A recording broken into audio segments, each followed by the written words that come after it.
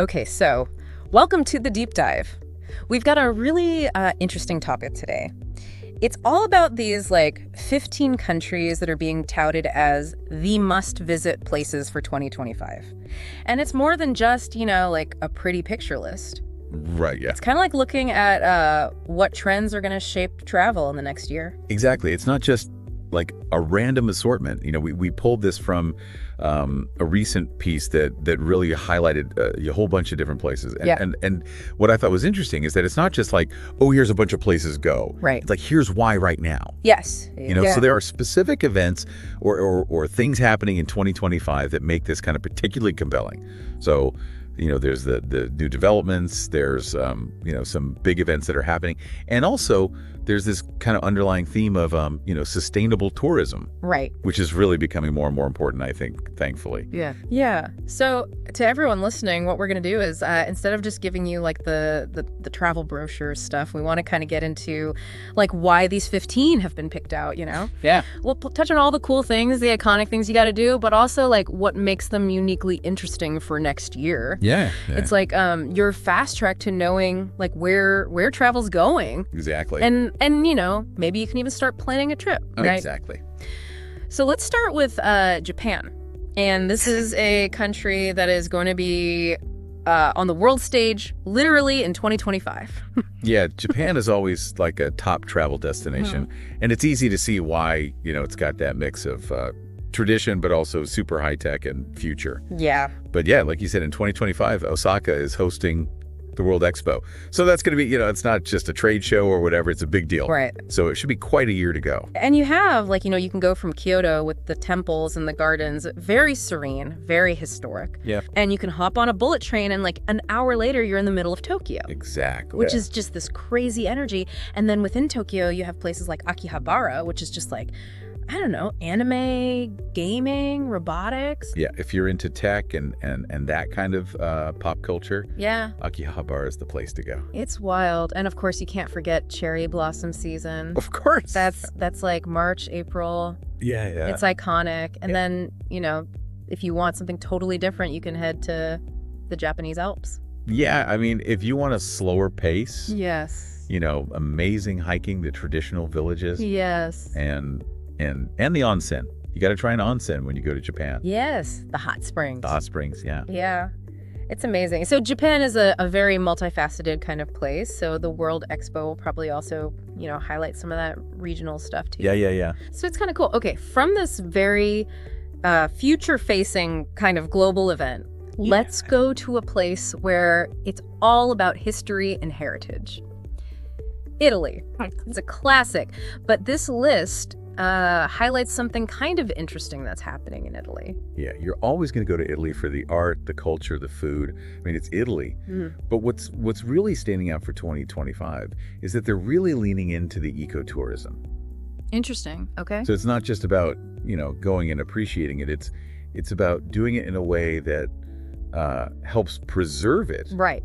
For the future. Yeah, I mean, you think of Italy, you think of Rome with the Colosseum, of course, and the Forum, and then there's Florence. Yeah. Every street you turn on, you run into another Renaissance masterpiece. You've got the Uffizi there, and then Venice. I mean, how can you not picture those canals and gondolas? Yeah. And the foods. I mean, the food. Come on, from pizza. The food is a whole other reason to go to Italy. It is. It's a whole other reason to go. It's true. But so it sounds like Sicily and Sardinia are kind of the hot spots for 2025. Yeah, those islands are becoming more and more popular. I think people, maybe want less crowded beaches. Right. And, they've got their own unique history and culture, which is really cool. It's kind of like a more relaxed Mediterranean lifestyle. Okay. So that's kind of cool. It's a different side of Italy. Exactly.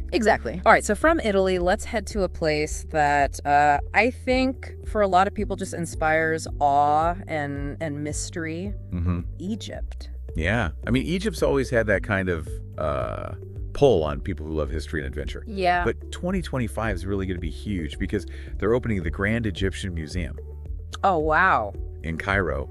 And this thing is supposed to be the museum, all the big artifacts, over 100,000 artifacts, including, Tutankhamun's, Wow, that's massive. It's going to be incredible. Yeah. And then, of course, you have the staples, the pyramids, the Sphinx. Oh, of course. You can't go to Egypt and not see those. I mean, it's mind-blowing to think how old those things are. It really is. And the scale. Yeah. I mean, the scale of the pyramids is just, you can't even capture it in a picture. You have to, like, be there. Right. But, another cool way to see a lot of the historical sites is taking a Nile cruise. Yeah. You go along the river and you can stop at all the different temples and tombs. And Right. it's a really cool way to see a lot of the country. You can go to Luxor, see the Valley of the Kings, and the temples at Abu Simbel. They're just carved right into the rock. Wow. Incredible. And what I thought was cool is that it seems like Egypt's really trying to do the tourism better. Okay, good. More sustainable, accessible.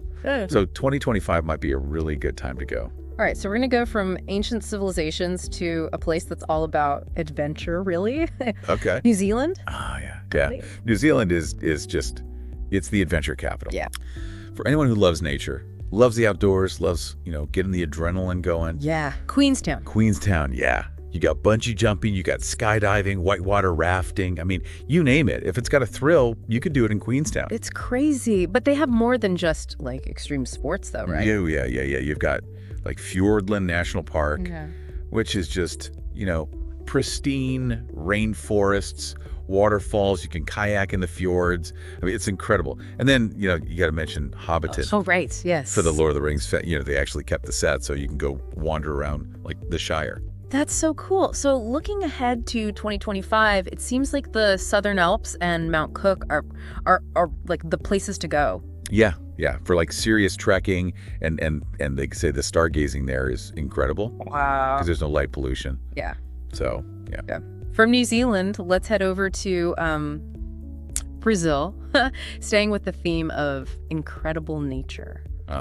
Brazil. Yeah. I mean, talk about diversity. You've got, the cities, the rainforests, the beaches. Yeah. It's all there. And in 2025, what's really interesting is that there's this global effort to protect the Amazon, right? Preserve that biodiversity. So going there kind of supports that. So Rio's, it's just iconic. I mean, Carnival. Yeah. Oh, yeah. That's on everybody's bucket list. You've got Christ the Redeemer up there, looking over the city. But the Amazon is really like a whole other, like. Oh yeah, it's a different world. Different world. Yeah. Yeah. I mean, going into the Amazon, it's like stepping back in time almost. It's incredible. And it's good to see that they're doing, like the eco tours, making sure that it's done responsibly. Right. Yeah. So that's encouraging. And so, I think going in 2025, supporting that kind of tourism, it's a good way to see the natural beauty and also, help out. Right. Yeah.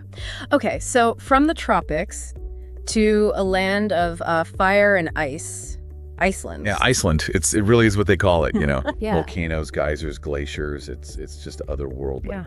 And they say Reykjavik is a great little city to be based out of. Yeah. Reykjavik is awesome. It's small, but it's got, a lot going on. And you can do like day trips from there. Right. To the Golden Circle. That's like the must do. You go to Singvellir National Park, you see the Gullfoss waterfall. Yeah. Which is incredible. And then you go to Geysir, where all the hot springs are. Yeah. And you might even catch the Northern Lights. Oh, wow. If you're lucky. Yeah. Especially if you go in the winter. Okay. And of course you can't forget the hot springs. You got to go to the Blue Lagoon. Yeah. It's so cool. And the thing about Iceland is they're really, really, really into sustainability. Good. With the tourism. Good. So, if you want to, be eco-friendly, Iceland's a great choice. Okay, good. So from Iceland, we go east to South Korea.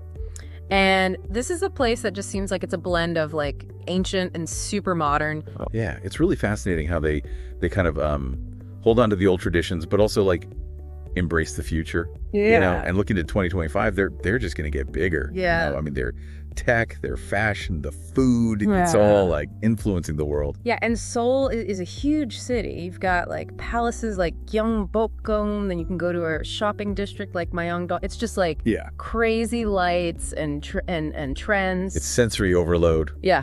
But in a good way. It's like way, yeah. And then you have like the Bukchon Hanok village where it's like all the traditional architecture. Yeah. If you want to see, what Korea was like, centuries ago. Right. That's the place to go. Yeah. And then beyond Seoul, you have Jeju Island. Ah, Jeju. Beautiful. beautiful. Volcanoes and, Yeah. beaches. Yeah. And nature. Oh, and the food. I mean, you got to mention Korean food. The food is amazing. Yeah. I mean, you got tteokbokki, you got bingsu. Yeah. I mean, you can't go wrong with the food.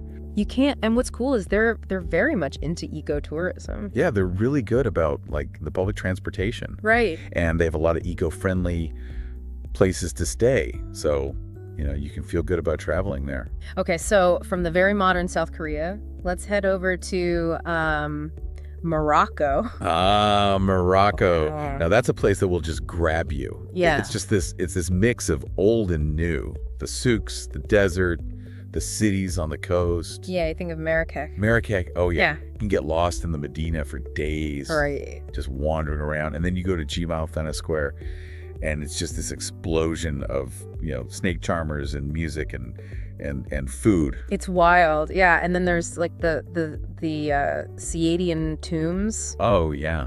Beautiful. Yeah, and you can head up to the Atlas Mountains and see 8 Ben Haddou. Yeah, the Casbah. That's a must see. It's like, you've seen it in a million movies. Oh yeah, right. Oh. It's just it's incredible. It's like Lawrence of Arabia or something. Yeah. Yeah.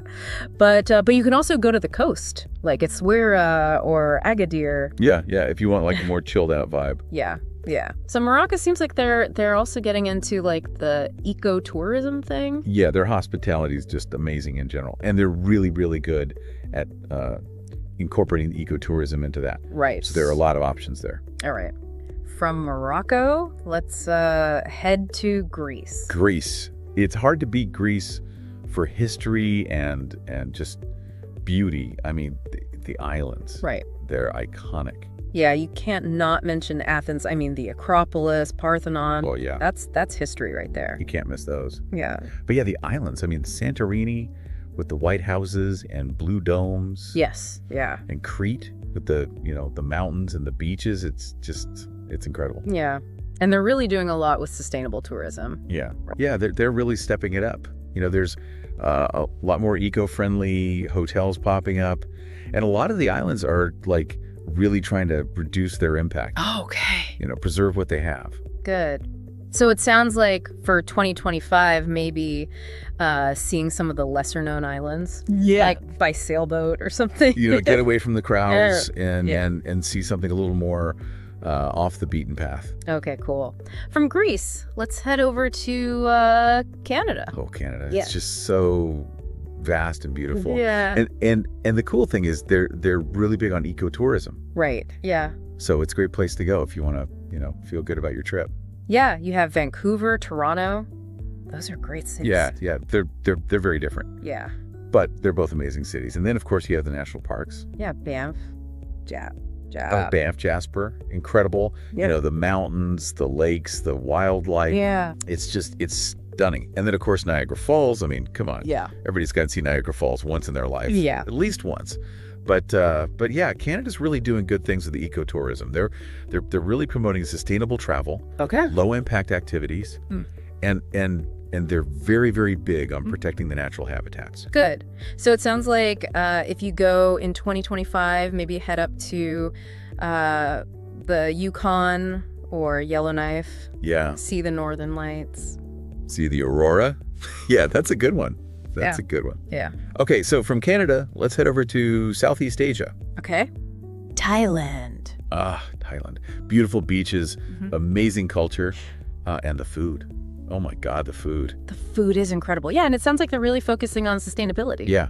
They're doing really good things over there. Yeah. Making sure that, the tourism isn't hurting the country. Right. Yeah. Bangkok is just one of those cities that's like so stimulating. Oh yeah. It's crazy. You have these beautiful temples like Wat Arun, Wat Phra Khai. Yeah. They're just beautiful. And then the street markets. The street markets, the food. The food, it's wild. The nightlife. The nightlife, yeah. It's crazy. And then if you want something different, you can go up north to Chiang Mai. Yeah, Chiang Mai's a little bit more relaxed. Yeah. But it's still got a lot going on. Yeah. The mountains are beautiful there, and you can see the temples. Yeah. And the elephant sanctuaries. Yeah. They're really good about making sure the animals are treated well. Okay. Good. Yeah.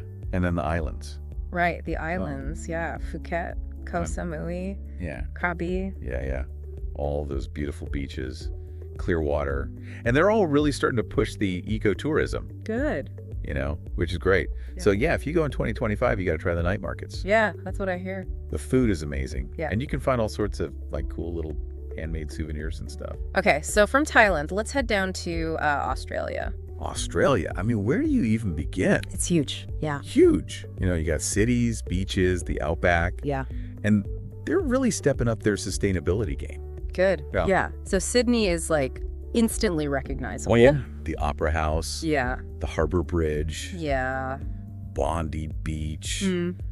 Manly Beach. Yeah. It's iconic. And then the Great Barrier Reef, which is That's a must-see. it's a must-see, but it's also like I think a wake-up call about, Yeah. climate change. Yeah, the coral bleaching and all that. But they're doing a lot of work to protect it. Right. Okay, good. Yeah.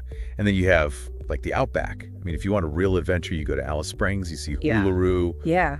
connect with the Aboriginal culture. It's incredible. Yeah. So it sounds like they're doing a lot with eco resorts and stuff like that. Yeah. Yeah. A lot of the tours are really good about making sure that the impact is minimal, and they're really focused on preserving what they have. So it sounds like a good place to go in 2025 would be Tasmania. Tasmania. Yeah. The Wilderness World Heritage Area. Yeah. It's beautiful. Yeah. And they're doing really good things there with conservation. Okay. From Australia, let's head over to Portugal. Portugal. It's really having a moment, I think. Yeah. It's becoming one of the most popular places to go in Europe. Right. And in 2025, it's just going to get bigger. You have the cities, the coast, the food, the wine. Right. It's all amazing. And what I like is that they're really focused on sustainable travel. Okay. So, you can feel good about going there. So Lisbon, the capital. Lisbon is great. It's got that old world charm, the hills, the colorful buildings, and you have like the Belém Tower, the Geronimos Monastery. Yeah. Yeah. It's beautiful. And then there's Porto. Porto. Yes. The port wine. Yes. You can try the port wine. Yeah. And the Ribera district. Yeah. Along the river. It's really cool. Yeah. And then you have the Algarve. The Algarve, yeah. The beaches are incredible. Yeah. And for people who like nature, there's the Azores. The Azores, yeah. Volcanic islands. Yeah. You can see whales. Wow. It's amazing. And the cool thing is that, Portugal's really embracing the ecotourism. So, a lot of the hotels, they're eco-friendly. Mm-hmm. And even like if you go to the Douro Valley where they make the port wine, Right. a lot of the vineyards are, doing organic farming. So it's really cool. Okay. So from Portugal, we're going to head to a place that's almost like a glimpse into the future, the UAE. The UAE, yeah. Talk about like futuristic paradise. Yeah. They've got the luxury, the innovation, the adventure. Right. And they're actually really big on sustainability, which I think is cool. Yeah, it's not what you would expect, I think. No, not necessarily. So Dubai is always pushing the limits. The skyscrapers, Yeah. the shopping malls, the entertainment. Yeah, and they're always building something new. Yeah. Like in 2025, they're supposed to open this Moon World resort. What? Yeah. It's this like crazy hotel complex shaped like the moon. It's going to be wild. Wow, that's ambitious. Yeah. But then there's Abu Dhabi, which is, I think, a little bit more like cultural. They have the Louvre Abu Dhabi, the Al Ain Oasis. Yeah. It's a little bit more laid back than Dubai. Yeah. Yeah. But they also have like the desert. You can go on safaris or stay in like these amazing desert camps. Yeah. It's really cool. And like I said, they're putting a lot of effort into sustainability. They're really big on solar energy. Okay. Yeah. And they're building a lot of eco-friendly hotels. So it's good to see. Yeah, that's good. So finally, let's go to South America, to Peru. Peru. It's just magical. Yeah. History, the culture, the nature. Yeah. It's all there. And their ecotourism is really growing. So obviously Machu Picchu is like the big one. Machu Picchu. Yes. You can't go to Peru and not see Machu Picchu. It's incredible. It's incredible. And the Inca Trail, the hike up there. It's supposed to be like a life-changing experience. You go through the mountains, you see all these Inca ruins. It's amazing. It's amazing. But Peru has more than just Machu Picchu, right? Oh, yeah. You can go to the Amazon. Right. From Iquitos. Yeah. Stay in an eco lodge, do a river cruise, and then there's Lake Titicaca. Yeah. The highest navigable lake in the world. You can see the Uros Islands, which are these floating islands made out of reeds. Wow. It's incredible. And what's really good is that the ecotourism is really taking off there. So, if you book an eco-friendly tour or stay in a sustainable lodge, you're actually helping them protect their heritage. Good. So there you have it. 15 incredible places to visit in 2025. Yeah, quite a list. Quite a list. From like ancient history in Egypt to like the future in the UAE. Yeah. And a big theme is, sustainability. Yeah. I think that's the takeaway here. It's not just about seeing these places, it's about seeing them responsibly. Right. Yeah. So to everyone listening, which of these countries really stood out to you? What really got you thinking? Yeah, was there like an aha moment? Yeah. Did the tech in South Korea or maybe the conservation efforts in Brazil like pique your interest? Yeah. And I think, this whole thing about sustainable travel. Yeah. It really makes you think about like the impact we have. Yeah. When we travel. Exactly. So as you're planning your next trip, think about that. How can you make the most of your experience, but also, make sure you're not harming the places you visit? Yeah, that's something to think about. All right, so that's it for this deep dive. Yeah, thanks for listening. See you next time. See ya.